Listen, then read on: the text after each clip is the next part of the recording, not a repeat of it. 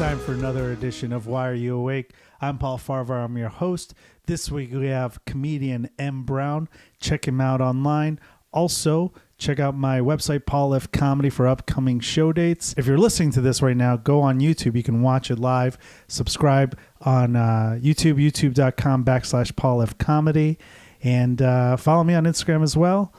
And don't forget to check out our sponsor. As some of you know, I used to be a practicing lawyer in Chicago. I no longer practice, but from time to time, I need a lawyer. And when I need a lawyer, I call my friend Scott Shapiro. Scott Shapiro has been practicing law for over 25 years in Chicago. He does it all, from workers' compensation to personal injury, employment issues, and even entertainment law and contract needs.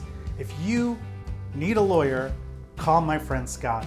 312-648-8800. That's 312-648-8800. Or you can email him at scott@scottshapirolegal.com. Tell him I sent you. Welcome to Why Are You Awake? I'm Paul Farahvar, your host. This week we have one of my favorite comedians based out here in Chicago, host or runner of M&M, the first Sunday at the world famous Laugh Factory, M. Brown. Yeah. Hey, what's up, M? What's going on, Paul? How you doing? I'm good. Thanks for coming up late to the show. M, we've been doing shows together at Laugh Factory for how long?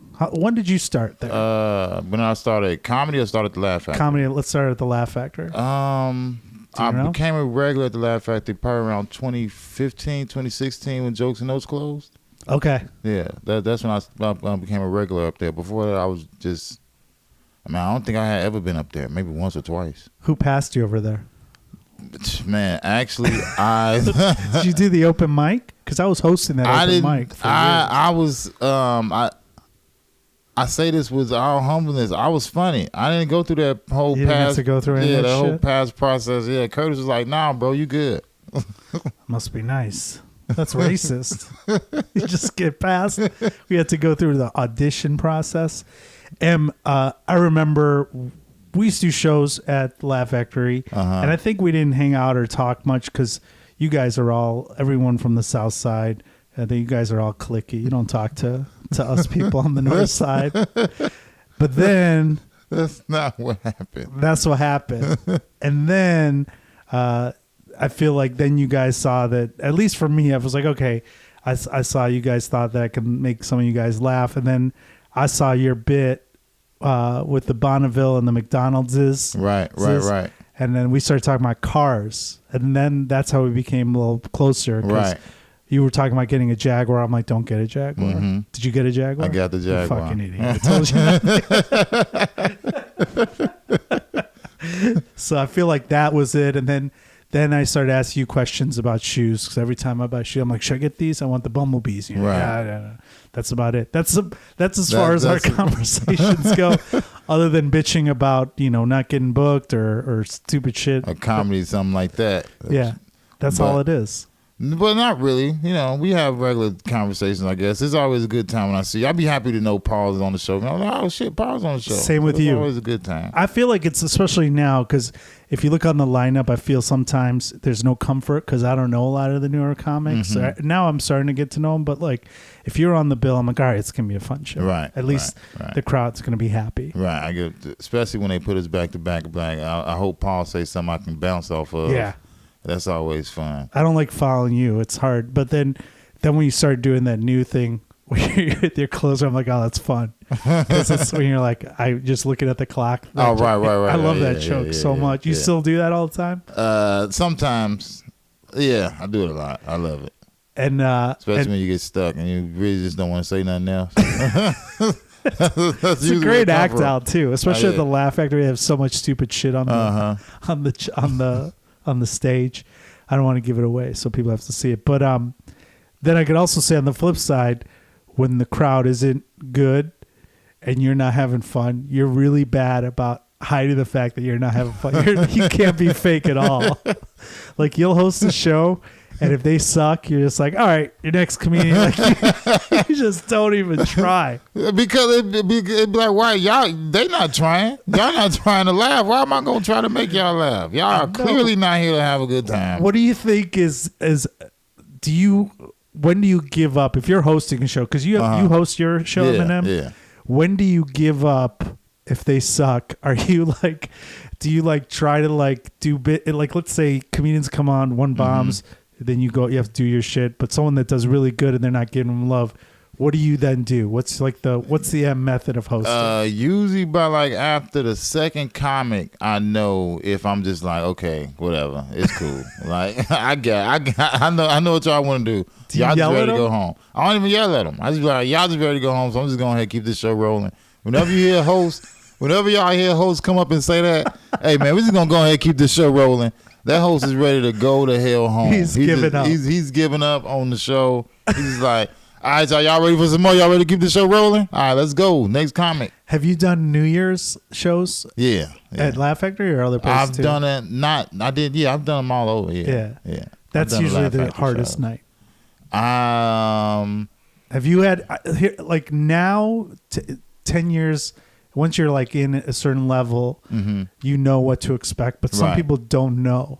They think it's gonna be like a wreck. They see the crowd. They're like, "Oh, it's sold out," and then you're like, "No." And they don't realize it's a crowd full of people. Like half the people is drunk, the other half is like, "I really don't want to be here." That's their only night they go see comedy every year, and they fucking come back. You're like, why you only come on this night? And then you come and you expect to see Kevin Hart, but you couldn't afford to pay the $300 to see him. You pay $50 all you can drink to come. So you came to the Laugh Factory. Or Laugh Factory, right. The Laugh Factory show is fun on New Year's. This year was actually good. I didn't do it last few years, but I remember the first time I did it when it was packed. And I was like 5 years in, and the crowd just was a New Year's crowd. Yeah. And everyone, I'm reading a book now about comedy, and they're like, everyone always said, even back in the 70s, 80s, 90s, New Year's was the hardest night. And I remember thinking, I was like, why aren't they laughing? It's the regular crowd at the Laugh Factory. It's crowded, and they're not laughing. And you're like, oh, they don't know. I've done a New Year's Eve show at the Laugh Factory once or twice, but it's always, for me, the Laugh Factory, it's a cheat code, because for me, how can you lose at the Laugh Factory? Like most nights, especially weekends, you can't really lose at the Laugh Factory. Weekends, it's 300 people in here. I'm gonna make 10 of them laugh, and that's just gonna make everyone's laughing. Yeah. So let's go from there. As long as that pit is full, I think that's like 80 people, 100 people. Even on a weekday, they're usually fun. Although some nights on weekdays, it's pretty hard. But even when I like smaller crowds, because smaller crowds is like if you can make the smaller crowd laugh, you know it's a good joke. Yeah. So I like those crowds sometimes. It's a good way to work shit out. Have you been on a show where you're like closing it out and you've seen like 80 people just eat dicks right before you? And it's the worst ever, because you just expecting. Well, that can go one of two ways. Right. Because sometimes you can go up there and eat a dick right with them, but sometimes you go up there and you flip that hoe. Right. And you kill, and you be like, oh shit. Then everybody be like, well, I be like, y'all just suck. I learned a trick a few years ago from another comedian where you just go in and you just berate. I start doing this now too, especially if I'm doing a show on a weekday where there's a bunch of younger comedians and they're not giving them any love, and some of them are funny. And you just go and be like, you guys, it just came out to make a bunch of people quit comedy? Like, what the fuck? Right. Two people are killing themselves back here. And then usually they're like, oh, yeah, you know what? We should laugh. But that works too. But then sometimes you eat a dick too, like you said. And that's the worst shit ever. When you ever be on stage knowing you bombing and you still got another 5 minutes left, you be like, what the fuck? You're looking at the clock the whole time. You're like, when is this going to change? Give me the light. Come on, light. So how long have you been? So when did you start comedy? You started at Jokes and Notes, or you started? No, I started in Southern Illinois, 2010. I want to say. Okay. Yeah. And that your class was what? T. Murph, Cal Scanlon, and some other Carbondale people, I guess. They're no longer doing comedy. I've never seen them again. Well, we had man, I can't think of his name, but he used to do a bit about writing a letter to Mike's Hard Lemonade. I used to think it was the funniest joke ever. But he used to say, I wrote a letter to Mike's heart. Ross Kelly? No. Ross Kelly. Yeah. He was down in Carbondale. He's with hilarious, us. yeah. Ross Kelly, funny as fuck, man. Yeah. So funny. Yeah. Yeah, we ran a show together at Laugh Factory. He's so funny. Yeah, Ross Kelly. Yeah. That was my man. Yeah, he's great. Oh, man, you got a great class. Yeah. That's a great class.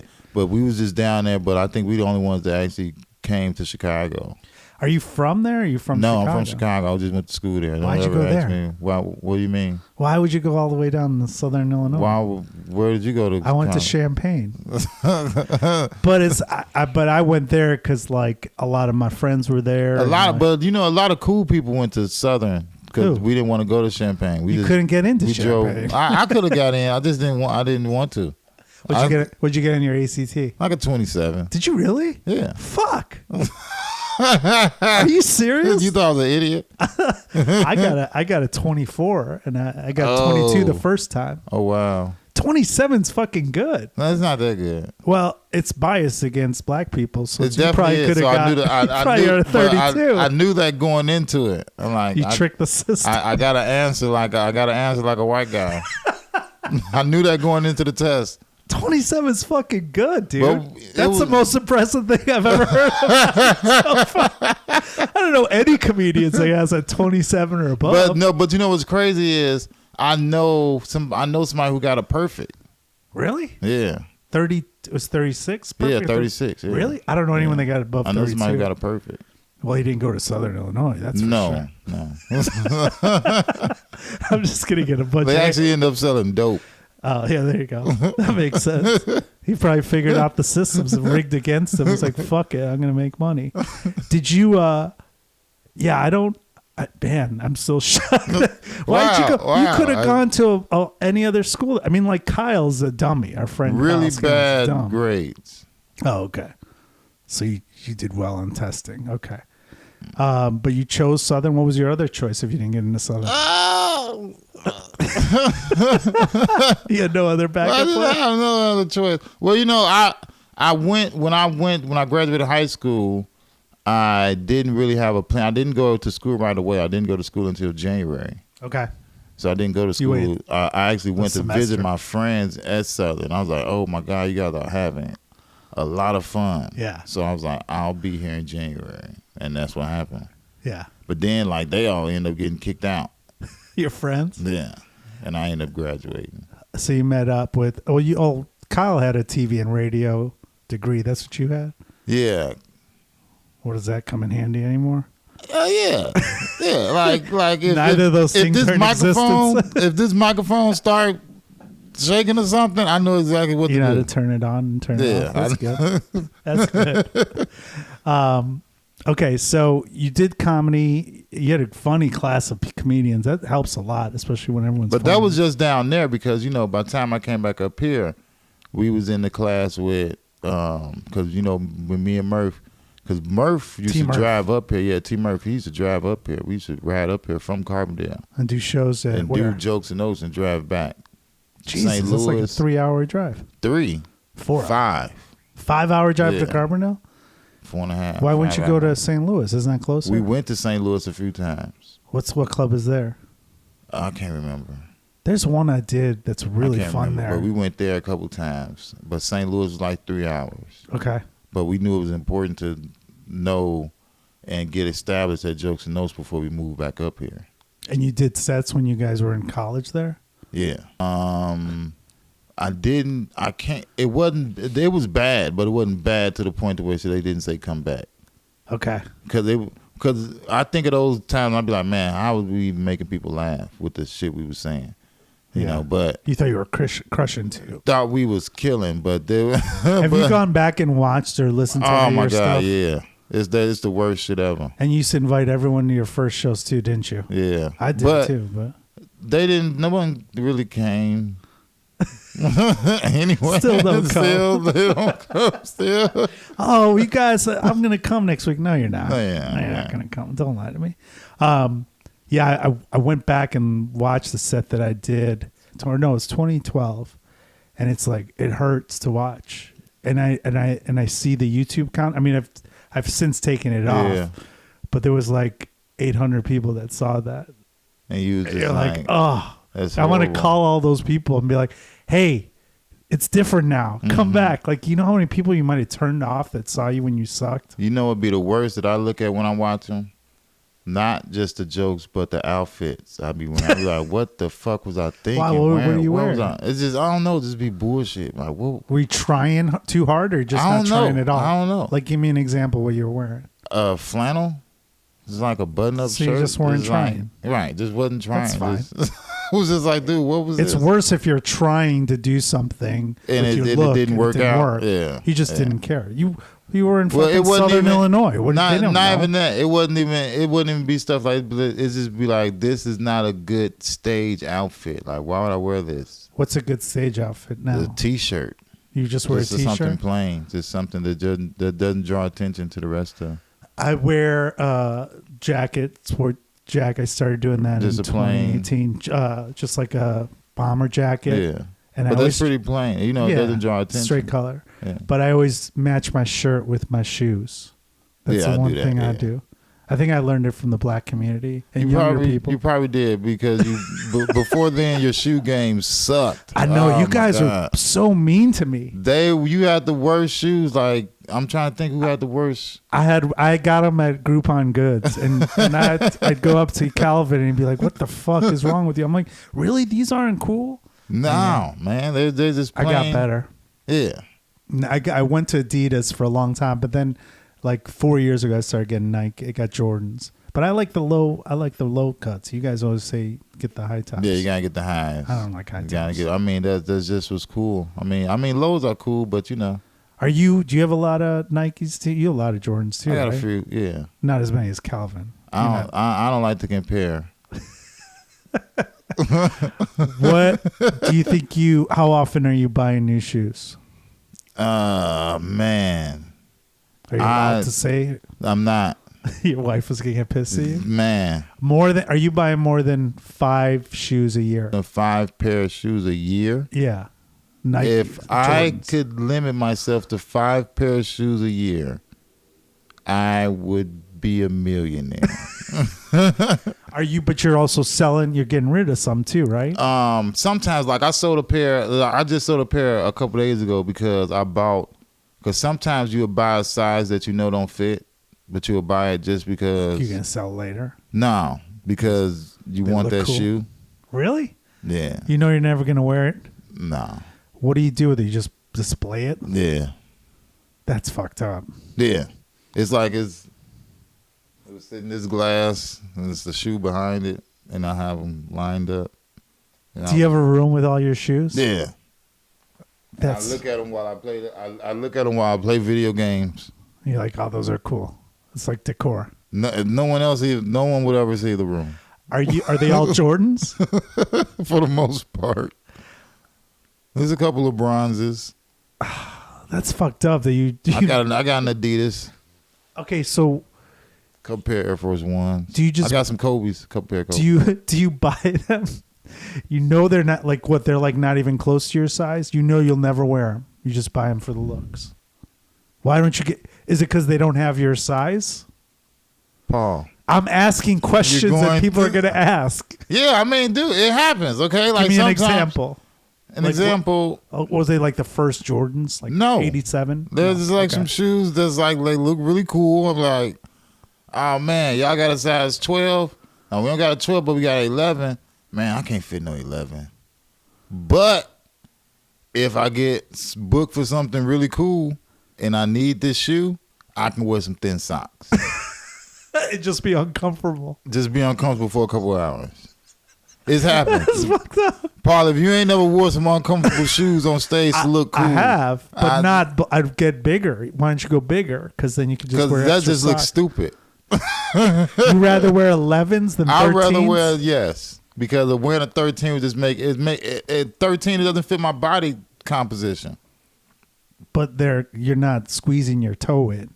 You know when people wear shirts that are like 3 sizes too small? Yeah. And you can tell? You don't think people can tell by the way you're walking that it's a size too small? You don't walk. You just stand. No act outs. And when you sit down, you know you got to prop your shoe off. You got to take it off a little bit. That's fucked up. So you're buying more than 5. Okay, good. I feel better now because I I found a pair that I really want.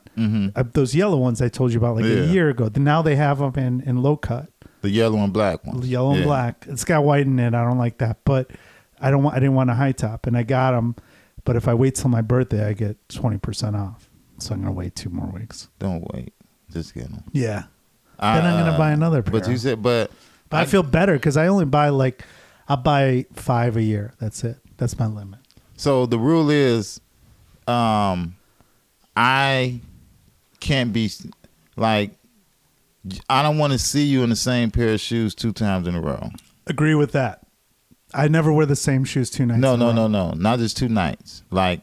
When I saw you today. Yeah. Next time I see you, you shouldn't have on the same pair of shoes I seen you in. It depends how often you see me. No. It doesn't matter. Next time I've seen you wear the same shoes before. Not 2 times in a row. No, but I've seen you wear the same shoes. Right. But if you see me on a Saturday in March, I don't care when you see me. In the back of my head, I'm going to say, Paul saw me in these shoes last time you see me.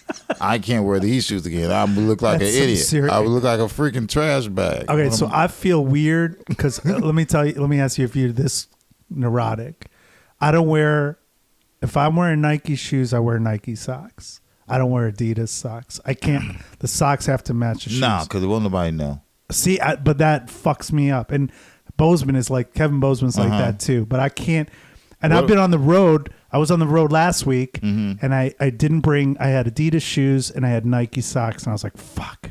I went and bought black socks that were like $2 at Walmart. Or what about Champion socks? I don't buy Champion socks. I'll buy. You could have blank. You could have clear, like no brand, but you can't wear 2 competing. Or Puma. Puma can't. You can't. It's bad luck. And I won't wear the same shoes 2 nights in a row at a show. Nah, I can't do that. I can't wear the same shoes. So when I'm packing, I always have 1 X. So people are like, "You're only here for 3 days." I'm like, "Yeah, but I gotta have 2 different shoes. I don't do 3 shoes." So how many pair of shoes do you take with you? Like, say you're going out for a weekend. I'll wear 1, and then I'll take a pair. I can do the Friday. I can wear what I was wearing on stage. Saturday I'll wear the ones that are packed, and then Sunday I'll wear the ones I wore on Friday. Okay, what if you're doing a 3-day weekend? Like it's a Thursday. I can still Friday, do it as Saturday. long as it's not 2 nights in a row. I'm not like lunatic like you. Okay, I need if a shoe. You're like a girl. That's like fucked up. No. It's not like I just need a shoe for every day. That's insane. So I got a sneaker bag that fits 3 pair of shoes. And then I wear a pair. So that's 4 pair total. Then so are you checking this shit in? What do you mean? When you're going on the road for... Fuck no, I'm not checking my shoes. So what else are you packing? You can only take 2 bags on Southwest. Are you just paying for... It's just pants and T-shirts. Oh, okay. You're not selling merch too? If I got merch, I'll put it in a book bag. But for the most part, I'll just take a couple pair of pants. What was crazy about some people is I could wear the same. If changing shoes is most important to me. Underwear and shoes, like underwear, socks, and shoes. Shoes are. I'm pretty. I feel so much better about my shoe and neuroticism. You're almost as bad as Calvin. No, I'm not that bad. I know. Yeah. You have a room that's dedicated to your shoes. And video games. Well. You play the video games and watch your shoes. Yeah, I look at them. All right, and you don't sell. So you don't sell the shoes that you wore, or you do get rid of some every once. in a while? Every once in a while, like every year, I might do like a purge. I'm not gonna wear these shoes because sometimes you buy shoes, you be like, I just bought these because I was bored or something. Be like, I don't know why I bought these. But the thing is, with shoes, you can always sell them for at least what you paid for them. Yeah. You can't. That's crazy to me. I'll never buy used shoes. You told me about that. It's like goat. Yeah, goat. Yeah, you could sell them. Yeah. I don't want to wear other people's shoes. People do it all the time. I know. Do you buy used shoes? I don't. I have, but it's not something that I just walk around to do. That feels weird. It's some shoes that you might really, really want that you just can't find new. That you gotta be like, shit. That's fucked up. Yeah. Oh, man. I still can't believe you got a 27 on your ACT. I gotta see your grades. I really don't like to tell people. Yeah, I was qualified as a genius at like 13. Come on. Yeah. Where? Huh? Where? Who qualified you? Your mom? The gym teacher. Oh. Because you climb rope faster than everyone. Well, you know, I read 3,000 books a year. I got more Pizza Hut certificates than anybody because I read the most books than anybody. Goosebumps. I read them all. Did you? So you're up late as a comedian now all the time. Were you always a person that stayed up late, or were you even in high school? I always been up late, a late person. What do you do? What did you? Let's start. When did it start? When did you start noticing that you couldn't sleep when normal people sleep? When I was little, because I used to be up late watching. It was a schedule at 10 o'clock, because we had to go to bed at 9 o'clock. But at 9 o'clock, Montel Williams came on, and you watched that from 9 to 10. Then at 10 o'clock, The Simpsons came on. Yeah. No, at 10 o'clock, The Simpsons. 10:30. 10:30, The Simpsons came on. At 10 o'clock, Fresh Prince came on. Okay. At 10:30, The Simpsons came on. Then at 11, Martin came on. Then after Martin, Roseanne came on at 11:30. Okay. And I used to watch all of those every night before I went to sleep. So I didn't go to sleep. You had a TV in your room? Yeah. It was like a turn Mom knob. didn't know? A turn knob TV. Oh, okay. They slept on a different floor than what me and my brother slept on in the room we slept in. So if they found out, would you have got in trouble? Of course, they found out a lot. Like sometimes they'd be like, yeah, they'll yell and be like, turn the TV off. And then they'll walk away. Okay. And then you turn it back on. Turn the TV off. We'd be like, okay, we'll turn it off. That's awesome. Then they walk away, we'll turn it back on. But what people don't, what people realize because they are our age, it was a tick TV. So you couldn't turn it to like the tick, tick, tick, tick, tick, tick. Oh, yeah. So you couldn't turn all the channels at once because it was real loud. So you had to turn them one by one, like, so you had to go from slow. 26 to 50, like tick, tick, tick. It took a while. Yeah. But we made it happen. We made it happen. And then you'd have to go to school in the morning, though, so you're tired as fuck. I don't even remember being too tired. Do you need sleep? Not really. Some people don't. Not geniuses then. don't need sleep. Not geniuses. We don't need sleep. Sleep is for the weak. Sleep is for the weak-minded. So I mean, I would stay up. I used to get to watch I could watch monologues on talk shows. Like I would watch. I didn't get to until I was in high school. I got to watch Letterman. Okay, but that was like the latest I can stay up. Wait, but Letterman came on at what, 11? 11:30. See, we couldn't. No, we had to be in bed by like 9 o'clock. Yeah, but we had a TV, but it wasn't like cable. It wasn't cable. It was just no, I didn't have cable. We watched Tonight. I'd watch the Tonight Show. I get to watch the monologue. Mm-hmm. I remember being in 8th grade and watching the monologue, and then I'd fall asleep like at 10:45. So your parents let you stay up? No, they didn't know, but they were like They didn't like come in and say go to sleep, but if I was in my room in my bed, they thought that was sleeping, and I would fall asleep. Okay.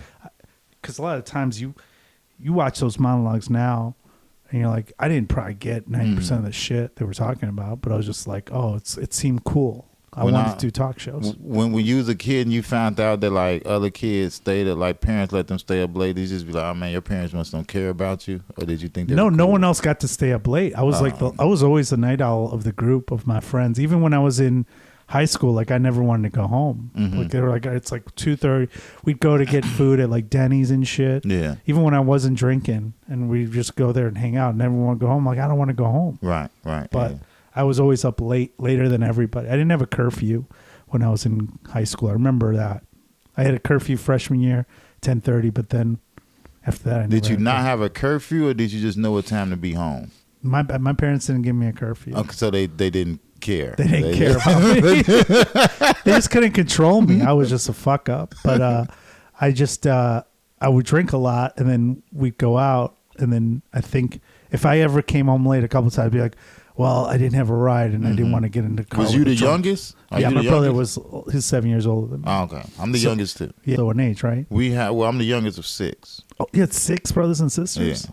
Fuck. What's the youngest? What's the age difference between your next brother? 16 months. Okay, what's the oldest? What's the difference? She is like I want to say maybe 15 or 16 years older. Jesus Christ. Yeah. That's a lot. Yeah. I mean, it's 6 of us, so you can't just like boom, boom, boom. Yeah. You got to put some space between those things. Yeah. No, it makes sense. Yeah. By the time they got to you, they were probably like, what else is there? I think, by the time they got to me, because by the time I was a senior, I was getting in like trouble that none of the other siblings like are getting suspended. Like they was looking at me like, "You got suspended? What the fuck?" Yeah, what'd you do? My brother was he was smart as fuck and he was a nerd, so he never got in trouble. It was the opposite.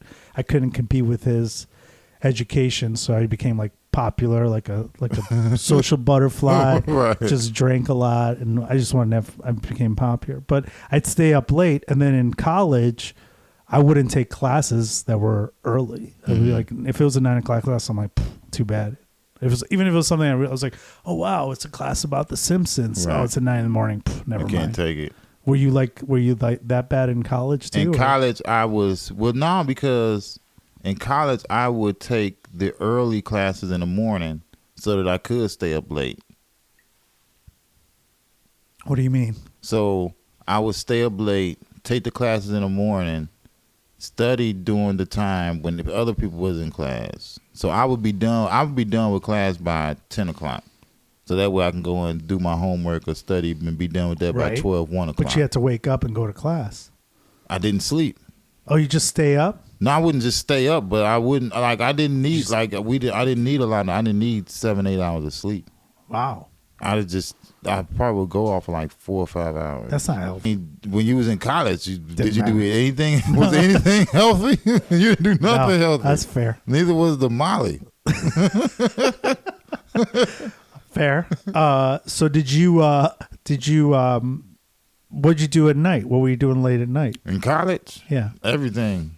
I went to SIU. I didn't go to party school. I didn't go to Champaign. Yeah. Well, we became the number one party school, but when I was a kid, Southern was always like the number one party school. So when I was there, it was still pretty big at the parties. So party started, I want to say, on Tuesdays at Southern. Tuesday, Wednesday, like party started. But even if you didn't go to a party, you just was up late kicking it or just hanging out, doing college shit. Yeah, just hanging out, watching The Wire, I guess. So after college, you moved to Chicago. You start doing comedy right away. Yeah. At Jokes and Notes. Right away. Yeah. And were you staying up late? Yeah, because Jokes and Notes did the Wednesday night open mic, and we was there. And then most shows start at night. Because being a comedian, it's a night job, which sucks sometimes because we just up late drinking. Yeah. Waiting to go, You would do the open mic even though you were doing shows on the weekends there, or what? I wasn't doing shows. Excuse me. Wasn't doing shows on the weekends yet. So you started doing the open mics on Wednesday? I started doing open mics there on Wednesday. I literally went to the open mic every Wednesday for 2 years. Okay. Like every Wednesday. What for years 2 years. is this? 2012 through 14. Okay. I want to say. Yeah. Like every Wednesday I was there like church. We used to say the joke like, yo, yeah, what time you coming up here for church next Wednesday? Right. Because we knew we was gonna be there. Just it was like always we went late to church too. on Sundays. It was at 8. But you had to get there at 7:30 to sign the list. But they started the show like 8 or 8:30. Okay. But yeah, it was that's we had to go up there. So you go up on Wednesdays. Then what'd you do after your set if you got up? We would hang out. You would hang out there all night. Did you wait on Mary to come out? Make sure she got to her car safe. Like she was parked far from the club. We was just wait out there to see if she would say something to us. If she would acknowledge notes or anything? Give us notes or see if she would book us for the manager's special night, which happened because that was the way it went. You would do the open mic, and then if you did good on the open mic, not just once, but you had to do good several times. And then she would invite you to do her Thursday night manager's invite only, where she picked comics from the open mic to perform for her Thursday night show. Then if you did good there, she would give you a weekend. To host or feature? To feature for a weekend. That's awesome. And then once you got that feature, it wasn't like, so there was a big deal because when you got a feature there, it was only a host, feature, and headliner. Mm-hmm. So you got the 20-minute set. And big names are coming in. And big names coming in. And you're getting 20-minute set. You're getting your picture on the flyer. Yeah. That's on the flyer for the whole month that you're doing it. It was a big deal, Sure. like when you got your first feature there. Who do you remember who you in there? I didn't do a feature. I did a co. It was like a 3-person co-feature. Who was it with? It was me, Brian Christopher, all right. one other person, and Smitty B. Who was the headline? And it was Smitty B was the headline. Oh wow, okay. Because it was like two. No, maybe it was just me, Brian Christopher. Me and Brian Christopher did a double feature. Then Smitty B headline. Okay. Because Mary Lindsay, the owner, she used to, and we used to. I remember asking her. She used to look out for us. She used to take care of us real good. For the month of December, she knew comedians needed money for the holidays. So for the month of December, you always see local comics, local acts booked for the month of December because she would try to help us out for the holidays to get gifts for our families and things like that. Nice. Yeah, so that was always good. So the month of December, it was always like you knew that she would hit you up for something. When you're doing the weekends there, when you just started getting past and you did the manager special, then you did the weekends featuring, what are you doing after the shows? Are you just hanging out and drinking, or are you going back writing? Or man, we was hanging out telling jokes to each other, hanging out telling jokes, just the comedy hang. Drinking, I never been like a big drinker like that. Maybe one drink, but I wasn't really drinking like that. But we was just hanging out, just vibing, having fun. Or we would tag up each other jokes, like people like, man, you said this tonight, you said this stuff. That's like good. That. Yeah. But we would. I remember nights where we would be out there till 1, 2 o'clock in the morning, and I'm talking about 47th and King Drive, where that's not a good area. But it was good because we was in front of Jokes and Notes. Okay. We never had an issue out there. Okay, you're talking about being out in front of Jokes and Notes. Yeah, Jokes. No and one Notes, fuck with you guys. Yeah, nobody fuck with us because it was a safe spot. So we would be out there all night just talking. Till how late? 1, 2 o'clock in the morning sometimes. Did you see shit go down in the area though? I mean, not really. I mean, you'll hear a police car ride past every now and again, but gunshots. Yeah, not even really that. Okay. But it was just like a chill vibe because then sometimes you'll never know who'll be out there with us. Right. It might be a Dion Cole or at the time, you had Lil Real hosting. Okay. So he'll be out there with us. So it'd be Lil Real, George Wilburn, like the best nights would be like Mary birthday, where everyone come in. It would be all type of comics there all night, just up there all night, just chilling, going crazy. Nice. Yeah. And then when do you, if you're not writing at night, when are you writing your shit? During the daytime. Yeah. Yeah. Yeah, during the daytime. What's your writing process? Do you my writing high process and fucking write, or what do you do? No, play video games and stare at your shoes. When I when your jokes are about when Jordan. something's come funny, I would jot it down, and then I say it on stage. Just jot it down on my phone on a piece of paper. Then I say it on stage and see where it develops from there. I try not to write the whole joke out because then it just puts too much. I need to say it like this, so I try to work it out on stage. I'll write down the idea. You record on your phone or something like that? I try to record it because once I record it and I listen to it, that makes it real for me. That makes it permanent. Well, also, sometimes you're riffing on stage on whatever you wrote down. Mm-hmm. You're not going to remember that. No, I know you're a genius, but I don't think you can remember. I don't have the memory of that's where the genius leaves. That was when you were in 8th grade. Right. Okay, so now Jokes and Notes is gone. You're doing shows late at night. What are you doing after a show? What's your process now? After a show, I've seen you at shows. Your wife is with you sometimes. Yeah. She do that to keep you in line? But date nights, it works out. Kill 2 birds with 1 stone. You bring her to the show. Get to drink free. Oh, yeah, that's true. So it's cool time. Get some free fries. Some free drinks, fries. What about when she's not around? What do you do late at night? How do you fall asleep? I mean, it's the same. You're still wired after a show. That's crazy because I talk about that with other comics that's married. Like, man, after a show, a lot of times we on 10. We juiced up after you get off stage. You done did 2-3 shows. It takes a while to come down. Yeah, so it's I don't know. Go home and chill out. Play some Atari and stare at your shoes. Really, yeah. Really.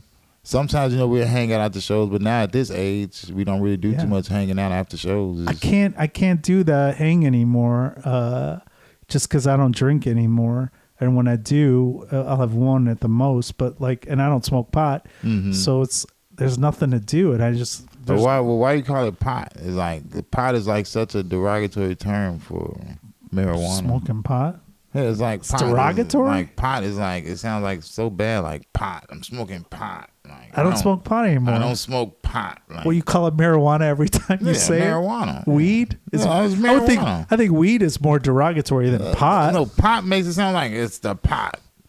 I'm smoking the pot. I'm smoking Not the pot. 80 years old. I'm smoking the pot. The pot is really bad. I don't smoke up anymore, so it's like. No, I'm just talking shit. It's funny. Because I do smoke, and I don't like I know you do. I don't smoke the pot anymore. I don't smoke the pot anymore. Getting high on the marijuana. It sounds so deep. It sounds like it's so deep in the depths of.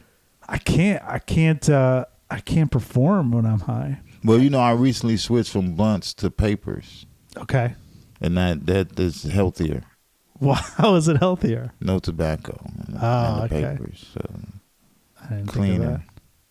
Think of that. Do you do the gummies and stuff? No, I think those are for wusses.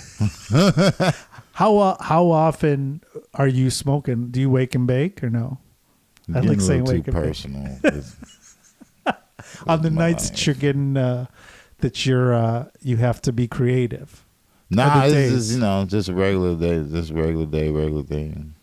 So my cousin wanted to write a book about he used to smoke pot every day of his life. Mm-hmm. Very successful multimillionaire person. Mm-hmm. And he said that he couldn't, it's just part of his life. And right. He got so much more shit done because he was high all day. Mm-hmm. That's how it works for some people. They just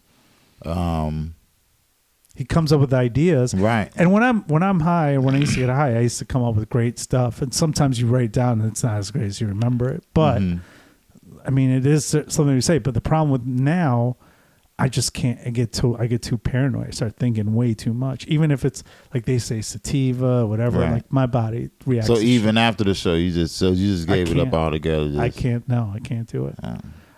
After shows, when I started doing comedy, well, after shows, I would usually party when I was younger, and I would do harder stuff. Okay. So I liked. You like to party. I like to party after a show. Right. You wanted to fight for your right. I wanted to fight for my right. I would do party. Drinking and drugs, but pot just makes me paranoid. Okay. The pot. The pot makes me paranoid. I don't think I've ever got paranoid from. Yeah. Some people, it's just. I mean, I'm black. I'm paranoid enough. There's enough paranoia being a black. It's your drug of choice. Everyone has to have a drug, right? I think it's like you need to have at least 2 vices. And mine was coffee and alcohol. So I think pot is like the opposite. But you still drink a lot of coffee? I drink a shit ton of coffee. Yeah, fuck that. And I go through like 8 Diet Cokes a day. But I drink like once a month now. So you drink like a white woman. I don't drink wine or white Diet Coke. Yeah, I love Diet Coke. Like if I can put it in my veins, I would. But yeah, I don't. The last time I got drunk, I had 2 whiskeys, and it was gone. There's no buzz anymore. It just goes straight out. That's why my thing is I can't. Last time I threw up from alcohol, but probably a long time ago, years ago. But I was just like, no, I'm never getting drunk like this again. Really? Never. Yeah. I thought you used to. I used to drink with you. I thought you were probably drinking did with drink us. with me, but I never was like a heavy drinker. Like, I would have a drink, but I would sip on that drink the whole night, maybe 1 or 2. But nah, I've never been like a heavy drinker. Yeah. Pot blunts. Give me the pot. I'll take the pots. Yeah, I don't know. So you write during the day, you chill afterwards a show. The hang is probably the best thing. What are your go-to places to get food at late at night? Do you have any places you get food? Depending on where I'm at. Like if I'm downtown, North I'm stopping to get a Polish. North side. Laugh Factory, that taco spot that everybody goes to up the street. Right. You know, I mean, it's just something to get. Not too many places open. What about by you? What do you got that's late night? Good late night. It's this place called Ernst's. I don't want to give them any free promotion, but Ernst's be open late as hell. Good and food. They got a Philly steak or a Philly chicken. Okay. They got it on. You can put on a pita or a gyro. Yeah, Ernst's right by South Suburban Hospital. Only thing I don't like about them, everything is a la carte. Yeah, you can't eat there? Yeah, no, it's a la carte. A la carte meaning they don't have any meals. Oh. Everything is like, let me get a burger, a fry, and a pint. They don't got to put together for you already. It sucks. Okay. But it's good food. Okay, fair enough. And Portillo's, they stay open until midnight. Yeah, that's not that late. But yeah, it's not. They usually close by the time. I don't know why I said Portillo's. I love Portillo's. It's the best place in the world. There's one around the corner from my house. Oh, yeah? Yeah. That's a good place. That means you're doing well if you got a Portillo's. You got a Portillo's. You escaped the jokes and notes area. That means you're doing well. What are there some late night hang places that you like to go now? I'm old. I don't go nowhere late. That's true. I go home. You go home and hang. You know what's the latest? You know what's the late night hang place for me? Where? White Castle. Ugh. Because I'll go there. And I hate White Castle. But my thing is when I go to White Castle, I love to go in White Castle. Just I don't go through the drive-thru. I like to experience it. I go 1 o'clock in the morning. I'm going in, baby. Isn't it? Yeah, I feel like nothing good happens at White Castle after midnight. There's one on the north side on Pulaski I used to go to because it's the only thing late at night when I used to be a musician. They used to have it was by the club there, and it was just every time it looks like it's going to taste so good, but it always is horrible. Oh man, I don't like White Castle at all. I don't either, but I still sometimes get the craving for it. Yeah, I had the craving for dry. a Big Mac, and I stopped one night. I was going home late, and I bought a Big Mac. I was mad as hell. It was $12 fucking. Yeah, it's expensive now, but Big Macs are awesome. They're always good. People shit on McDonald's, but you never leave there unhappy. Can you eat a Big Mac without fries? Yeah. In fact, when I was trying to lose weight, I gave up fries for a year. And I would just get it's a scam that you do the meal deal. Yeah. If you just create your own thing, you can pay about the same amount and get like a much full, like you can get a McChicken and a Big Mac and a Diet Coke, and it's going to be better than the fries are fucking amazing, but it's healthier for you and it's more filling and it's more protein. But I can't eat a McDonald's burger without the fries. Why? That's I can't. The meat is not of good quality. You think that Ernst has better meat quality than McDonald's? It's the same thing. No, Ernst's, they have a burger that they pat out with beef. It's not just a patty that they. It's half soybean. Decompress. Soybean's good for you. Big Mac. Wait. The patties are half soy. Are you serious? I think so. I'll never eat it again. Soybean's good for you. Can't believe you got a 27. That's still fucking shooting me. All right, we went too long, man. I kept you longer than I meant to. Where can people find out more about you and your upcoming shit and your show? Well, they can find me on across social media at M Brown Comedy, EM Brown Comedy. Check me out on Instagram and Snapchat. And you're on Snapchat? I'm on Snapchat, but I'm not on. I don't know how to work it. So don't promote your Snapchat. But I load videos to it. Okay. And I load videos to YouTube too. But I don't. What's your YouTube? M Brown Comedy. M Brown Comedy. I think if it's not M Brown Comedy, it's gonna be M Brown Comedy after today because I'm gonna have to change it. I'm telling y'all. You're gonna get the Farahvar bump. Yeah. From the show, which meant something different back then. M Brown. Thanks for coming on the show. I really appreciate you staying up late. Man, thanks for having me. Thank you guys. And thank you all for listening and watching to another episode of Why Are You Awake? Go to sleep.